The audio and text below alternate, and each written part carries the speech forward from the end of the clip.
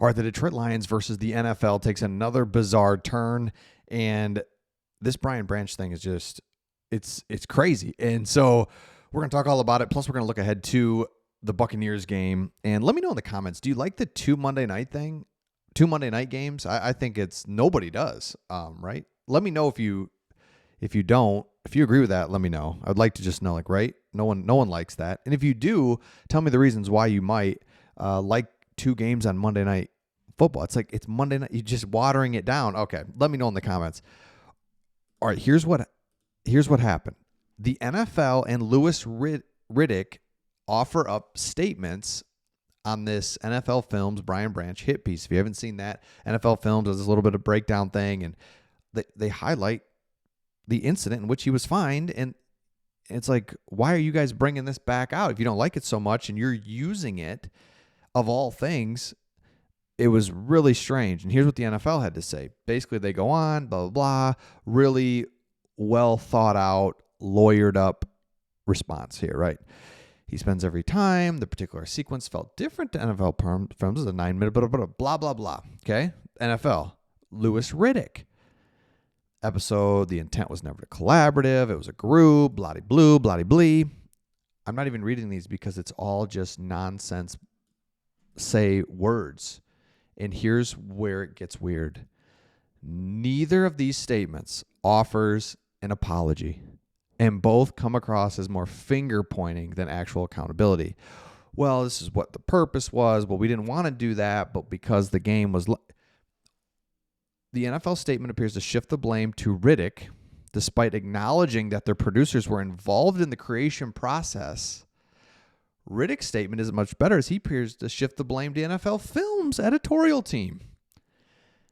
No one's just like, hey, you know what? We should have stayed a million miles away from this. Just our bad. I reached out to Dan Campbell and the Lions organization just to say, I apologize. Instead, it's like, I don't know. Nah. So now our players are really upset about this because they're getting fined. They can't trust the Shield. They can't talk about it because then they'll get fined from the Shield. Here's what Dan Skipper said. I'm going to try to avoid receiving a letter here in the future. Probably already have. Amik Roberts said, it's kind of messed up. Anzalone said, kind of, from afar. DJ Reader. Here's the one, right? Here's the statement right here. DJ Reader. As a player, how can you trust the NFL Shield now? If you want to release this, shedding a light, you got to play for an organization. You trust them as the people you work for. But as for the Shield in New York, I can't trust them. I can't believe that they're truly going to have my back or they care about my safety or well-being. 100%. Like, we know they don't care. We know this. We know that they are trying. What is the NFL trying to do? They're trying to get straight up advertising and TV deals. That's why you see the Thursday Night Football package. Boom, we're going to sell that to Amazon. Thank you very much. $1 billion. No, $1 billion. You want every Thursday night? There you go. That's why we're doing Thursday Night Football. We don't care that you've only been 3 days rest. Done. Christmas Day football. Yeah, we're doing that. I don't care when it falls. It falls on a Tuesday. Doesn't matter. Why? Netflix. Pay up. You want Christmas Day. It's $1 billion. You want in or not? You right? And it's just like boom, boom, boom. There's no, you know what? Hey guys, same thing with the 2 Monday night games. Hey guys, let's just do Sunday games and then a Monday night game. No, you got to spread it out. You can create packages this way. Like, we all know it. We all know it's a game. We all know that we're watching all kinds of ads. I remember doing an assignment in college where you just did a little tally every time you saw an ad through a 3.5 hour game. And it's crazy. Every segment is presented by somebody. On the ticker, there's constant something. Every time you see an ad around the stadium, obviously the commercials. They'll even do, a timeout. Well, they'll show you the players huddled up. They'll take that into a little screen, and now we're watching Uber Eats. And it's constant. And we know what they're doing. And that's why we just want to, we love our team. We want to watch our players. We love what Dan Campbell's doing. We love our culture. We know the roles on this team. We love all that. And it's just, dang. NFL, why you got to be like this? Why you got to do that to us? Because we love watching our team. That's what we love. So let's get to that. 2 keys to this game that I can't wait to see. Because all right, this Brian Branch thing, it'll be behind us after we play this game. So kind of how it feels, right? First of all, Baker Mayfield is playing outstanding. You just can't deny it. You can't deny it over the last few years, and now especially this year. 6th best passer rating. He's got EPA versus dropback versus zone coverage versus man coverage. Like all of his PFF stats, his next gen stats, his just regular old stats that we used to use. He's just top 5 and everything. It's like, okay, got it. He's great. So what do we do for that? We have to get Hutchinson over their right tackle. Their right tackle is, well, first of all, Hutchinson is just good on that side. Next gen stats. I'm looking at all these stats here. Basically, Hutch needs to keep showing up like he's been.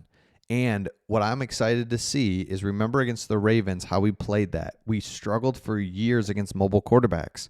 It's like, no, you don't do the spy, and Aaron Glenn would talk to us like we're dumb for suggesting to do a spy. And so what did our new defensive coordinator, Kelvin Shepard, do? He did a hybrid thing. We're spying you, but don't just stand there forever, right? It's a spy, and I'm just going to kind of see let the pocket kind of unfold, and then I'm going to come after you versus, I'm going to stand right here in case you go somewhere. No. Let's let the pocket kind of unfold, do our twists, and then as the quarterback, and it's like, I got to go get him.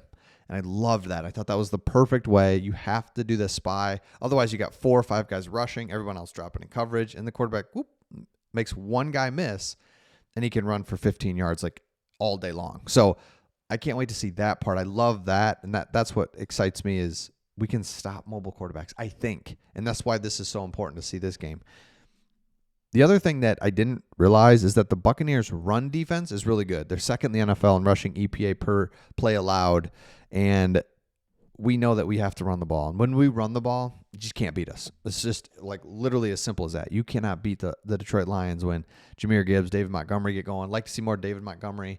We just kind of get it going. Let's just go back to am I crazy, or is there – we have this standard offense that we run that is so effective, and then we get away from it. We try to be cute. That we need to get in that under center, quick motion, jet motion, either hand it off or play action and work off of that.